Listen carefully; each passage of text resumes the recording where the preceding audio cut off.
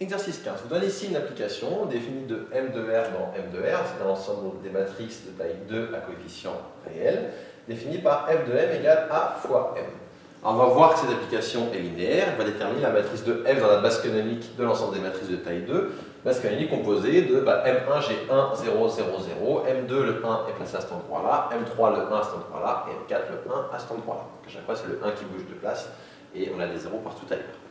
Montrons d'abord que f est linéaire. Alors, montrons que f est linéaire pour cela. Montrons que f est linéaire. Pour cela, on va dire soit M1 et... Ah non, M1 et M2, j'ai déjà pris. C'est pas une très bonne idée, ça. Je ne vais pas les appeler F, je vais appeler M et N. Soit M et N des éléments dans l'espace de départ, donc dans M de 2R, et lambda, une constante réelle quelconque. Et on va calculer f de lambda m plus n. F de lambda m plus n, ça va donner a fois lambda m plus n, ça va donner. Comme lambda c'est une constante, je peux la passer devant, ça fait lambda fois am plus a fois n. Alors j'insiste que lambda est une constante. Hein. Si lambda n'est pas une constante, par exemple a fois n, c'est pas pareil que m fois a, je vous rappelle. Ça, j'ai pas le droit d'inverser. Par contre, comme lambda est une constante, a fois lambda, c'est pareil que lambda fois a, parce que lambda est une constante. Lambda de a fois m, ça va donner lambda de f de m, et a fois n, c'est f de n. Du coup, j'ai bien f de lambda m plus n qui vaut lambda fm plus fn. Du coup, je peux dire que f est linéaire.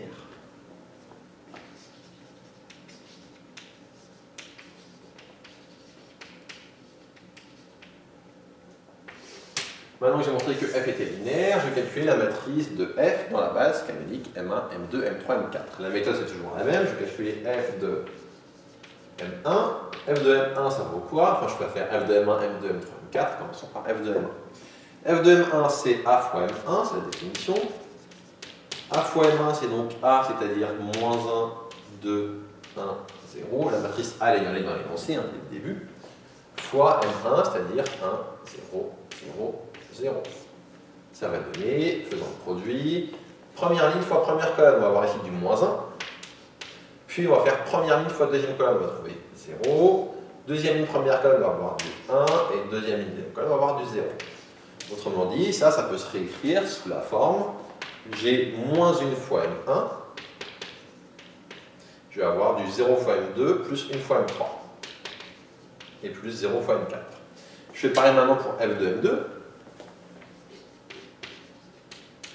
F de M2, ça va donner A fois M2, donc A c'est moins 1, 2, 1, 0. Facteur de M2 c'est 0, 1, 0, 0. Ça va donner, première ligne, première colonne, on va avoir du 0. Deuxième ligne, deuxième colonne, on va avoir du moins 1.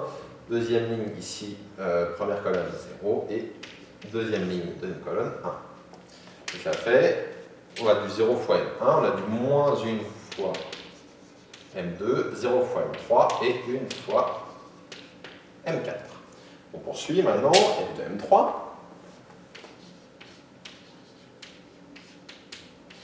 F de M3, ça va donner A, c'est-à-dire moins 1, 2, 1, 0. Facteur de M3, c'est-à-dire 0, 0, 1, 0.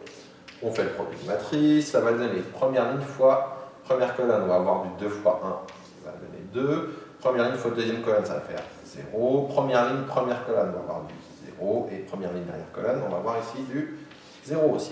Du coup, f de M3, ça vaut juste, une autre couleur, 2 fois M1. Et enfin, il nous reste à calculer f de M4.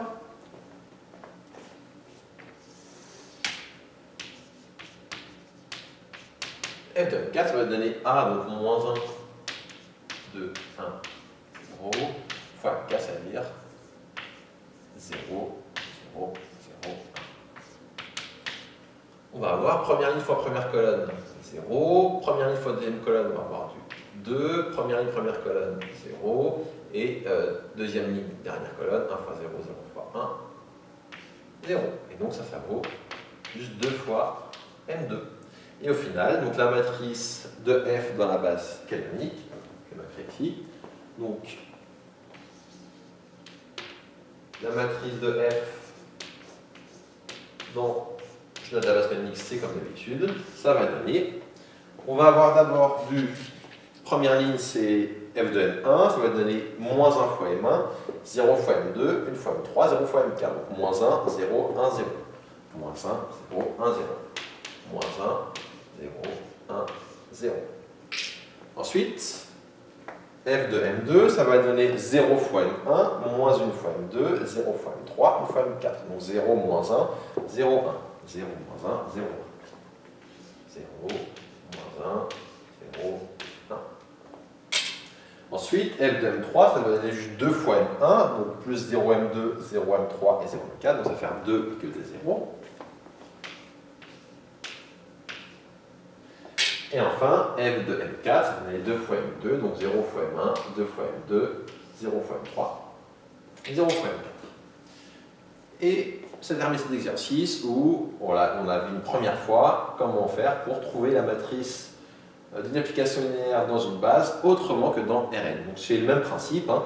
Vous calculez f de chaque élément de la base canonique, mais après il faut bien penser à exprimer en fonction de la base canonique aussi, vu qu'on a pris la base canonique, et on se retrouve avec une matrice de taille 4, 4, malgré que ce soit des matrices de taille 2, 2, attention, ça ne veut rien dire. La seule chose qui est importante, c'est que les matrices de taille 2, 2, c'est un espace vectoriel de dimension 4, donc comme c'est un espace vectoriel de dimension 4, je vais avoir une matrice de taille 4, 4 ici. Donc c'est pour ça qu'on a cette taille-là de matrice. C'est terminé cet exercice.